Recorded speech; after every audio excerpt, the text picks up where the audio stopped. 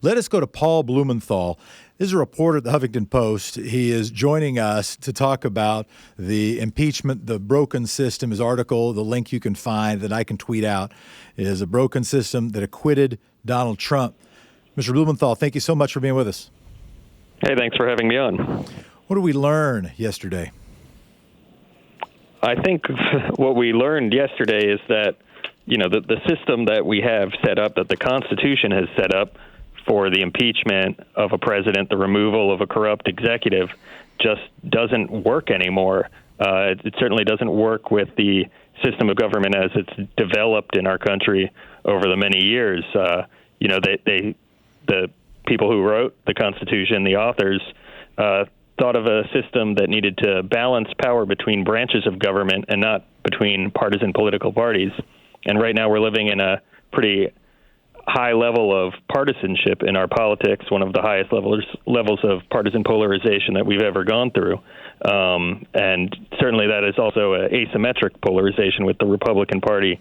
Do we need another word since it's not to their poll? Because since it's asymmetric, and I know Ezra Klein and the vast majority of the punditry class uses the same word of polarization, but since they're not symmetric, and it is asymmetrical, can we come up with another word other than polls? Since polls are a particular thing, right? It's at one end of a poll, the other end of a poll.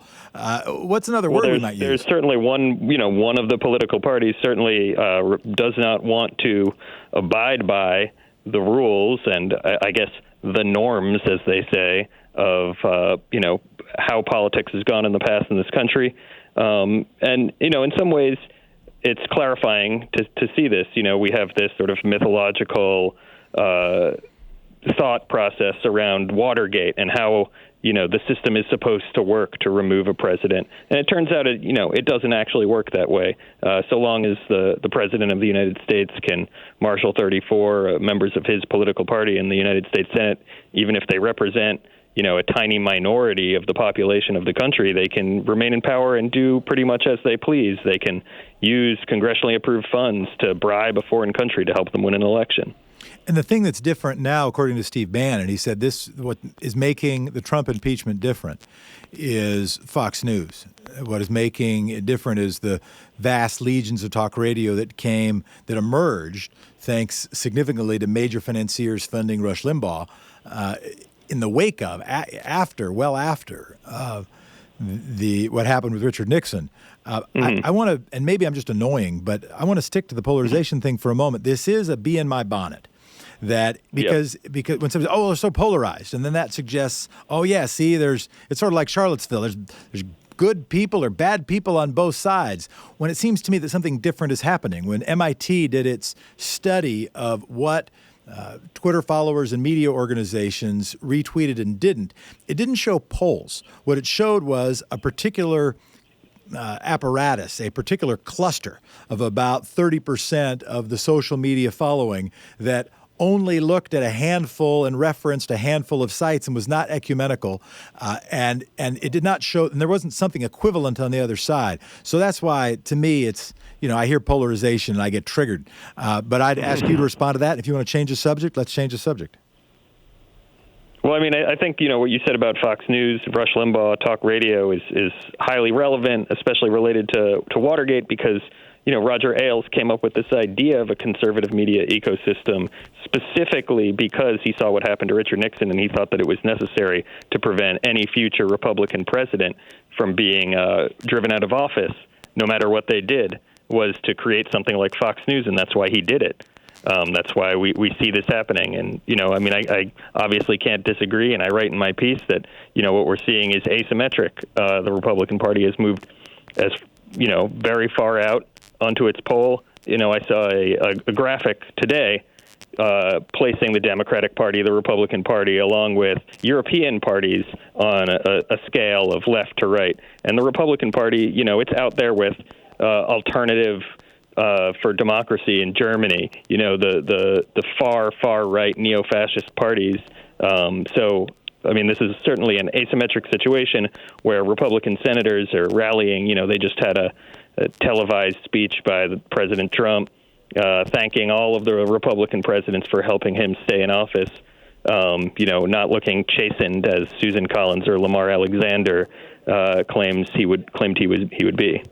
Yeah, and don't get me wrong, if there were a true counterweight to Fox News, I think that a dynamic could happen otherwise.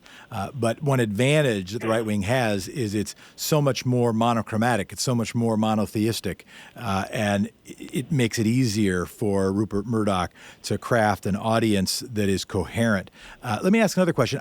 Something I must acknowledge I didn't know was that Mitt Romney was the first U.S. senator to actually cast a vote for conviction in an impeachment process in the United States history. Was that news to you, or did you always know that? Well, I mean, I guess, there've only been 3 impeachments of presidents in our history. And yeah. I guess the first impeachment is a little confusing here because Andrew Johnson, who was a Union Democrat, was named to the ticket with Abraham Lincoln, who was a Republican. And then Lincoln assassinated. Johnson comes into office. He won on the Republican ticket, but his political party is the Union Democrats. The Democrats in the Senate at the time, there were not many, but they all voted to acquit him at the time. So, and then, the Clinton era, none of the Democratic senators voted to convict him at the time. So Mitt Romney is, I guess, the only member of the political party of a president who has been impeached to vote to convict them. Yeah, it's interesting and good and helpful window to your snapshot in history. And of course, as you pointed out, Richard Nixon never got to a vote. There presumably were multiple Republicans that would have voted to convict Nixon, and that's why, in fact, he resigned. What should we do to hold presidents accountable? I've had that question by Twitter, by call-in multiple times. What should we do? What should we change in our processes to be able to hold presidents accountable?